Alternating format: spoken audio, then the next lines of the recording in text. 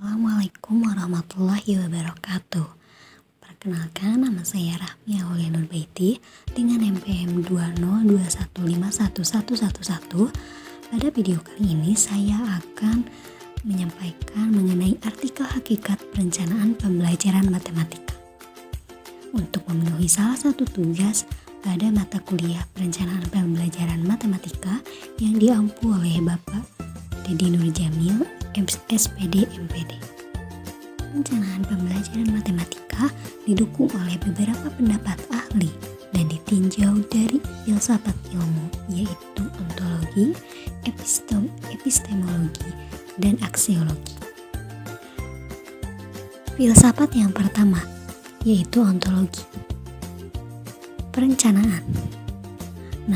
Menurut John Douglas, pengertian perencanaan adalah suatu proses yang terus-menerus dalam hal pengkajian, membuat tujuan dan saran, serta mengimplementasikan dan mengevaluasi ataupun memantaunya.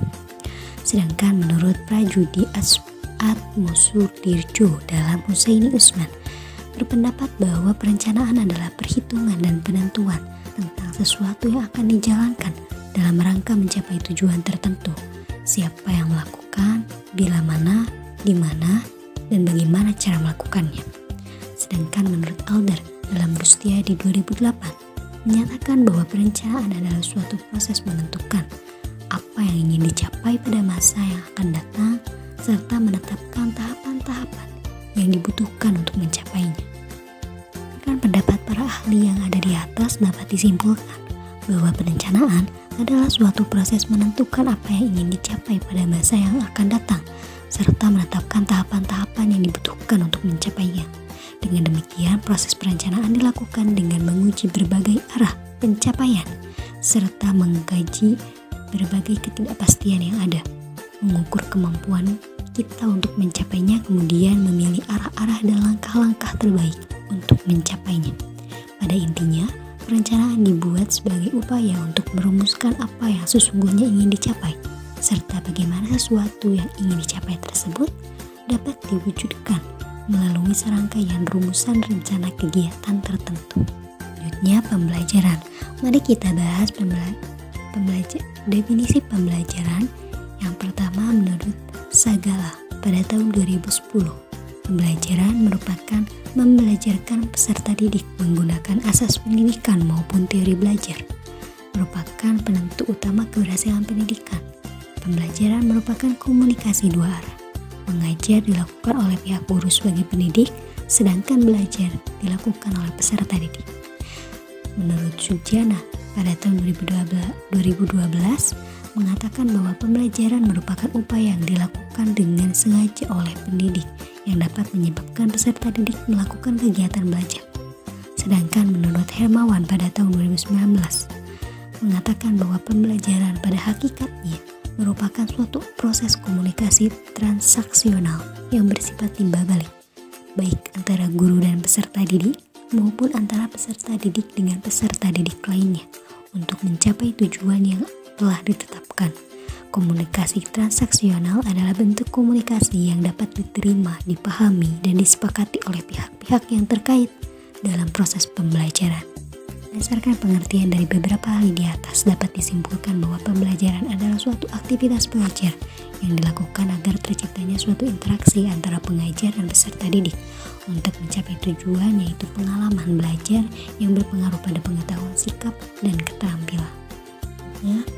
Kita membahas pengertian dari matematika.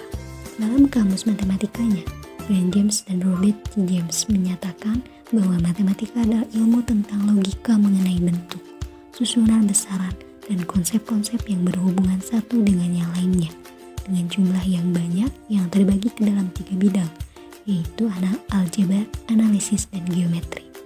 Sedangkan Johnson dan Rising dalam bukunya mengatakan bahwa matematika adalah pola berpikir, pola mengorganisasikan pembuktian yang logis. Matematika itu adalah bahasa yang menggunakan istilah yang didefinisikan dengan cermat, jelas, dan akurat.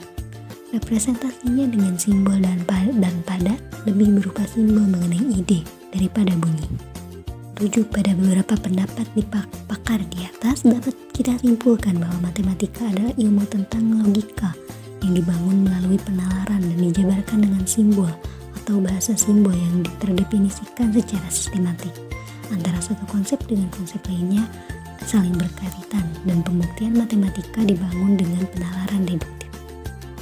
Selanjutnya, pembelajaran matematika menurut Brunner adalah belajar tentang konsep dan struktur matematika yang terdapat dalam materi yang dipelajari serta mencari hubungan antara konsep dan struktur matematika di dalamnya.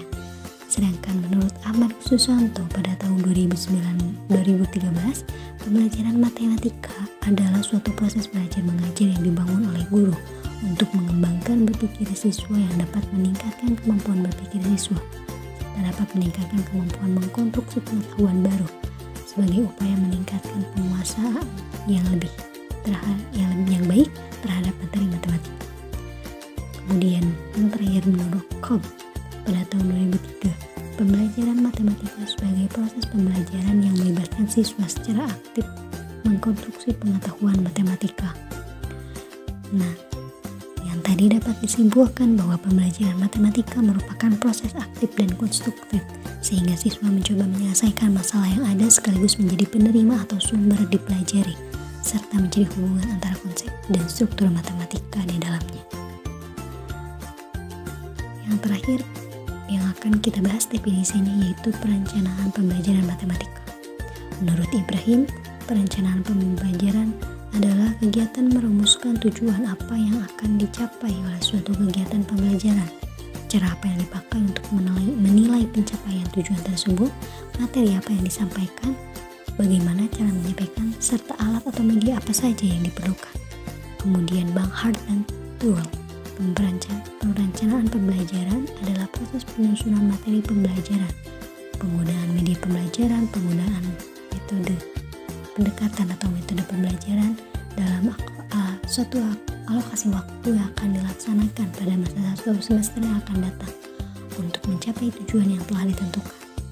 Selain itu, Nana Suja berpendapat bahwa perencanaan pembelajaran adalah kegiatan memproyeksikan tindakan apa yang akan dilakukan dalam suatu pembelajaran, yaitu dengan mengkoordinasikan komponen-komponen pembelajaran sehingga arah kegiatan ini isi kegiatan, cara penyampaian kegiatan. Selanjutnya, hakikat perencanaan pembelajaran matematika ditinjau dari filsafat ilmu epistemologi. Rencana pembelajaran matematika adalah rencana kegiatan operasional yang dirancang oleh guru yang berisi skenario tahap demi tahap tentang kegiatan matematika yang dilakukannya di kelas bersama siswa dalam satu kali tatap pertemuan.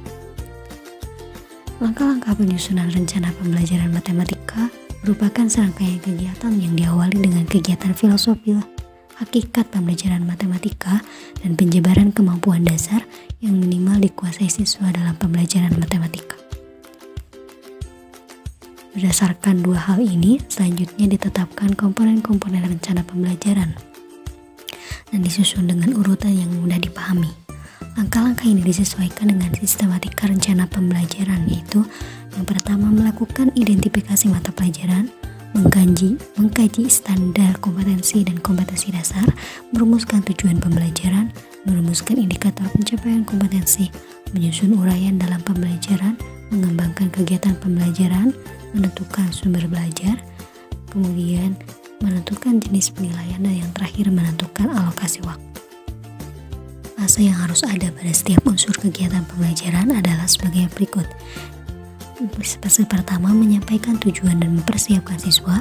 Fase kedua mendemonstrasikan pengetahuan atau keterampilan. Fase ketiga membimbing pelatihan. Fase keempat mengecek kepemahaman dan memberikan umpan balik.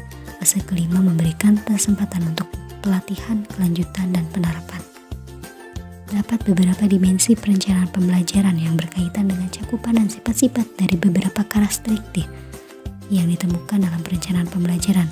Yang pertama yaitu ilmiah.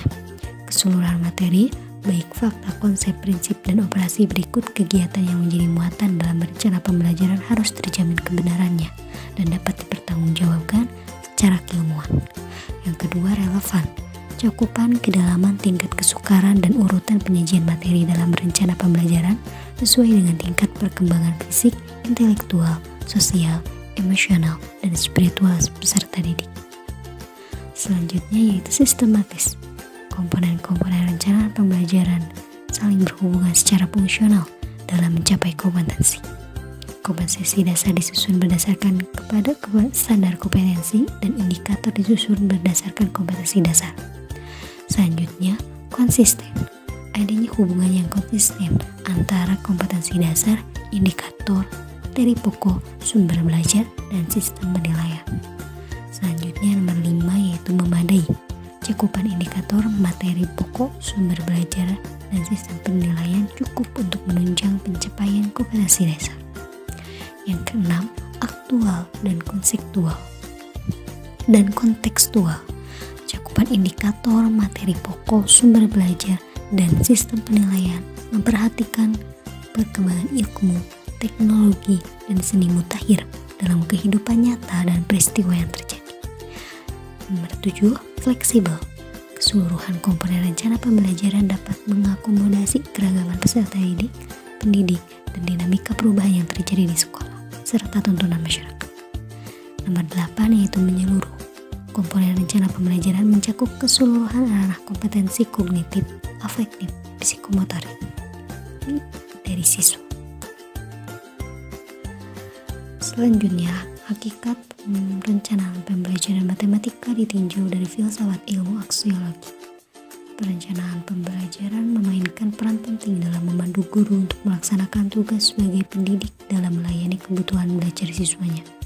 Secara ideal, tujuan perencanaan pembelajaran adalah menguasai sepenuhnya bahan dan materi ajar, metode, dan penggunaan alat dan kelengkapan pembelajaran, menyampaikan kurikulum atas dasar bahasan dan mengelola alokasi waktu yang tersedia, dan membelajarkan siswa sesuai yang diprogramkan.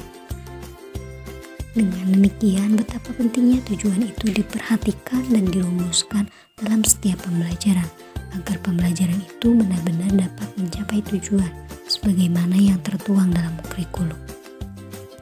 Terdapat beberapa manfaat perencanaan pembelajaran dalam proses belajar mengajar, yaitu sebagai petunjuk arah kegiatan dalam mencapai tujuan, sebagai pola dasar dalam mengatur tugas dan wewenang bagi setiap unsur yang terlibat dalam kegiatan, sebagai pedoman kerja pada setiap unsur, baik unsur guru maupun unsur murid, sebagai alat ukur efektif tidaknya suatu pekerjaan, sehingga setiap saat diketahui ketepatan dan keterlambatan kerja, untuk bahan penyusunan data agar terjadi keseimbangan kerja, dan yang terakhir untuk menghemat waktu, tenaga, alat-alat, dan biaya.